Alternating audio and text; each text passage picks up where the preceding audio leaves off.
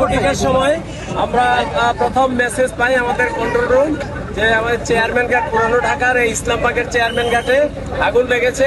এর সাথে সাথেই আমরা মেসেজ পাওয়ার সাথে সাথেই আমাদের নিয়ারেস্ট ফায়ার স্টেশন লালবাগ সেটাকে আমরা মুভ করাই। Fire station Lalbagh fire station যখন এখানে পৌঁছে এখানে আসার পর এখানকার ভারপ্রাপ্ত যে কর্মকর্তা ছিলেন উনি আগুনের ভয়াবহতা দেখে আরো সাহায্য চেয়েছেন আমাদের কন্ট্রোল রুমের কাছে। কন্ট্রোল রুম সেই সাহায্যের প্রেক্ষিতে পর্যায়ক্রমে আমাদের পলাশী, হাজারীবাগ, সিদ্দিক বাজার, সদরঘাট এবং সদরঘাট নদী ফায়ার স্টেশনকে মুভ করায়। এই 6টা স্টেশনের মোট 11টা ইউনিট এখানে মুভ করে আমাদের নদী ফায়ার স্টেশন সহ। তো এখানে আসার পর এই আপনারা দেখতে পাচ্ছেন এখানকার স্ট্রাকচার, এখানকার রাস্তাঘাট খুবই সরু রাস্তা, একজন মানুষ সঠিকভাবে হেঁটে যেতে পারে না। এর ভিতর দিয়ে অনেক চ্যালেঞ্জ ছিল আমাদের।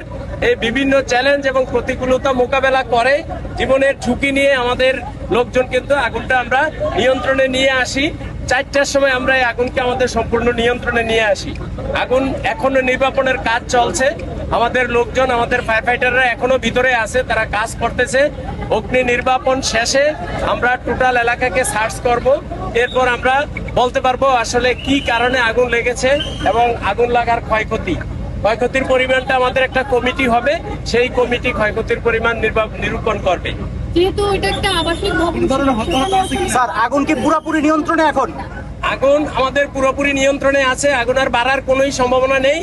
আর আপনি যেটা প্রশ্ন করেছেন যে এটা একটা আবাসিক এলাকা, আসলে আপনি আমার চোখে দেখেন, আমার চোখ দিয়ে আপনারা দেখেন, সেফটির চোখ দিয়ে দেখেন, আবাসিক এলাকার চোখ দিয়ে আমরা ঢাকায় থাকি, দেখেন যে এটা কি আবাসিক এলাকা না বাণিজ্যিক এলাকা।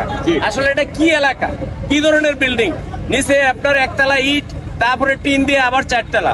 কোন মানুষ কোন বিবেকের প্রেক্ষিতে এ ধরনের বিল্ডিং তৈরি করে এবং বিল্ডিং ভাড়া দেয় আমরা ঠিক বুঝি না। এবং এগুলা বিল্ডিং এর কোনো শ্রেণীতেই পড়ে না। আমরা যদি বাংলাদেশ ন্যাশনাল বিল্ডিং কোডের কথা বলি, সেফটির দিক থেকে যদি বলি, এগুলো কোনো বিল্ডিং এর আওতায় পড়ে না। মানুষজন অত্যন্ত ঝুঁকি নিয়ে, জীবনের ঝুঁকি নিয়েই কিন্তু এখানে বসবাস করে। আমরা এখনো পর্যন্ত হতাহতের কোনো খবর পাইনি। তারপরেও আমরা অগ্নি নির্বাপন সম্পূর্ণ যখন শেষ হবে, আমাদের সার্চ টিম কাজ করবে, তখন আমরা অ্যাকচুয়ালি বলতে পারবো যে কোনো হতাহত আছে কিনা। আপাত দৃষ্টিতে এখনো পর্যন্ত আমরা হতাহতের কোনো খবর পাইনি। এখানকার প্লাস্টিক যে কারখানাগুলো সবগুলো তো প্রায় অবৈধ, এগুলো নিয়ন্ত্রণে বা আসলে এগুলা প্লাস্টিক কারখানা না প্লাস্টিকের দোকান না খেলনা দোকান, এগুলা কিছুই ডিফাইন করা যাবে না। কারণ এগুলা প্লাস্টিক দানা কোথাও পলিথিন কেটে পলিথিনের মতো জিনিস কেটে কিছু জিনিস তৈরি করে কোনো ক্যাটাগরিতেই ফেলতে পারবেন না। এগুলো কি কারখানা, দোকান, ফ্যাক্টরি বা কোনো ক্যাটাগরিতে পড়ে না।